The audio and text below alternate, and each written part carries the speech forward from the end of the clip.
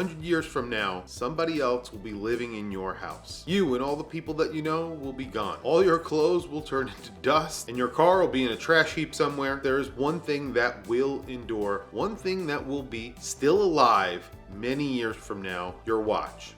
Your watch will live on. It'll have many more lives after you are gone. It'll live another life on somebody else's wrist. It may spend many years in a drawer somewhere, but one day someone will find that watch. Someone will buy that watch, fix it up, and put it on their wrist. And it's going to live a whole life that you have nothing to do with. Have you ever seen that ad from Patek Philippe? The ad where it's a photo of a father and a son, and there's a tagline at the bottom that says, "You never actually own a Patek Philippe, you merely look after it for the next generation." That doesn't only go for Patek Philippe. The truth is, watches never become garbage. They get handed down, they get sold, they get traded, and then somebody else uses that watch, and then the cycle repeats. Right now we live in a disposable world. Water bottles, your cell phone, we have fast fashion. Electric cars aren't going to end up being classic cars. TikTok, Instagram, even our attention spans are fleeting.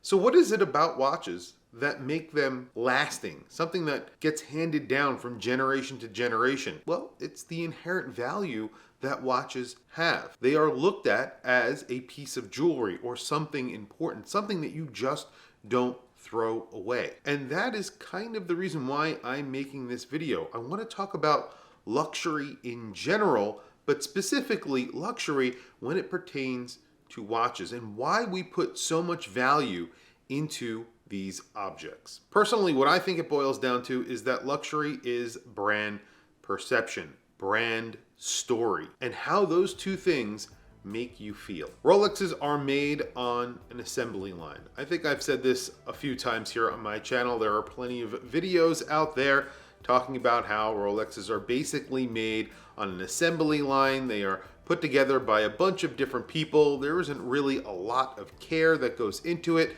However, they are really well made. It doesn't really matter how Rolex are made. They are a true luxury brand, and that is because of how that brand is perceived. Their brand story is very important, and not only that, who wears the watches is equally important. And the brand recognition of Rolex is almost unrivaled. And what it comes down to is how you feel when you have a Rolex on your wrist. When you were a little kid and you wanted to be a race car driver, did you become one? Or are you like me? Do you work in an office with fluorescent lighting, sitting at a computer, looking at a screen all day? Sometimes you get to look down at your wrist and there's a watch on your wrist that maybe, I don't know, Paul Newman wore. It's a Daytona. He raced cars. He was a movie star. And when you look down on your wrist, if you're wearing a Daytona, maybe you look down and you have that feeling, hey, maybe I could have been a race car driver. Maybe you wanted to be a diver and explore the oceans. Maybe you wanted to be like Jacques Cousteau and wear a Blancpain. It doesn't get much cooler than that. So brand perception, the story behind the brand, the people who wore these watches, these are all things that tie back to making these luxury products. Even though originally these watches were made to be tools, they ended up becoming luxury. So brand perception, recognition, story, and product quality, all of these things make you feel a certain way about the watch, and I believe make those specific watches luxury. Why do you think watch brands pay so much money to support sports teams and sporting events like F1 and soccer and baseball and things like that? Why do you think they pay so much money to put watches on celebrities' wrists? They're trying as hard as they can to make a story, to be in the conversation, to get noticed. Because all of these things help a brand become a luxury brand, or if they are already a luxury brand, maintain their luxury status. However, there is a loophole to all of this. There is another way to become a luxury brand, and this doesn't only go for watches. If you're a brand without a story, without a history, there is another way. How do you overcome not having all of that? Well, it's pretty easy. Just charge a lot of money. I spoke about this in a video that I did last week where I was talking about the prices of watches being absolutely out of control. there is a reason why a lot of these prices have gone out of control. It's not only because watch brands want to charge as much money as they can. They do. There is another key element to this. If they charge a lot of money, it gives the perception that they are a luxury brand. But you really can't do this and not have something to back it up. There are really two options in my opinion. Option one is come up with an amazing watch that is extremely complicated. Offer something that maybe no other brand has ever offered. Something very difficult to make and make it really well. Have a brand DNA that is instantaneously noticeable, so it's instantly recognizable. Even though your brand may not have a household name, your brand is recognizable by the people who matter, the people who are actually spending the money on watches or cars or whatever you're talking about. In this case, I would think of brands like Urwerk and MB&F. They make some really amazing watches that are extremely complicated. They are very hard to make. The components themselves may not be all that expensive, although they do offer precious metals. Most of their watches are no longer in precious metals, and they are charging hundreds of thousands of dollars for watches that are made out of titanium, stainless steel, and other interesting materials, but not inherently expensive materials. And I made a whole video about this last week. Option two, make a beautiful watch that is not only beautiful, but is exceptionally finished and handcrafted. Something that is not too complicated, actually more on the simple side, but put a lot of time and effort into making the watch, making something that is almost perfect in a lot of different ways, but also at the same time very simple. And because of the amount of time that you have to put into making something so perfect, you get to charge a lot of money for it. So that's really option number two. Think about Laurent Ferrier.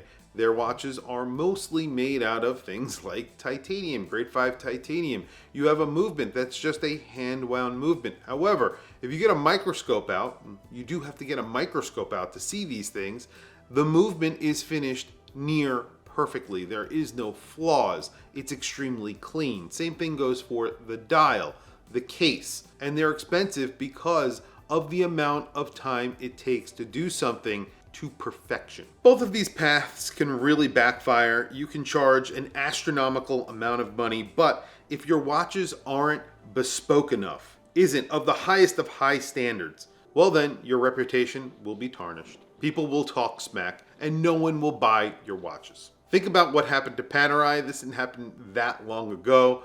They made a couple of watches where this was the case. They put a bog standard ETA movement inside. They charged $5,000 to $10,000 for it. I don't remember the exact numbers here, but what they were doing was essentially putting a $250 movement into a watch that cost tens of thousands of dollars or thousands of dollars, whatever it was. And they proceeded to come out with their own movement that, has a lot of problems. It's not really all that well made, not all that well finished. So they've had a lot of problems over the years with their quality and their finishing, and obviously they are paying the price. They are no longer the extremely popular brand that they were at one point, and I think a lot of collectors have turned their backs on Panerai. There are people who have hung around, but a lot of people have left. Or think about Tag Heuer back a few years ago when they decided to use a movement that was originally designed by Seiko. Again, it's all about the perception. This is a great movement, and the movement that Seiko made was pretty amazing, but because they were putting it into a Tag Heuer, they couldn't really use something that was designed by Seiko, which is perceived to be a lesser brand. So all of this ties into the story. It ties into the perception of the brand and whether or not it's luxury. So Tag Heuer also has had many problems. And that's why a lot of people don't consider Tag Heuer a luxury brand. So bottom line is, if you are impeccable, if your quality is undeniable, and you stand out in a crowd, maybe you can become a luxury brand. And there is a caveat to this, and essentially the whole entire point of this video: affordable watches. Affordable watches can be luxury. All of the watches that I just spoke about lose a ton of value on the secondary market, except for, of course, Rolex. But all the other brands that I spoke about the ones that are doing these amazing things like Laurent Ferrier and MBNF. However, there are certain smaller brands, micro brands, or micro independent brands that are making some very bespoke, very interesting watches with some very cool complications that don't cost a lot of money, and they're making them in extremely low numbers. They're high quality watches, and some of them are offering some complications that you would find in very high-end watches like the Urwerks and the MBNFs that I was talking about before. Because they're competing in the lower end of the market, and that is a very tight market. There are a lot of brands competing in that market, in that affordable range. They are very, very competitive. So they give you so much watch for the money. They have to work harder for your dollar. And because of that, because they're working so hard to give you quality, to give you complications, to make them in small batches, to offer you something special, but at the same time keep the price low. They are technically luxury. They are actually sometimes harder to get than the other watches that we were mentioning in this video because they make them in such low numbers.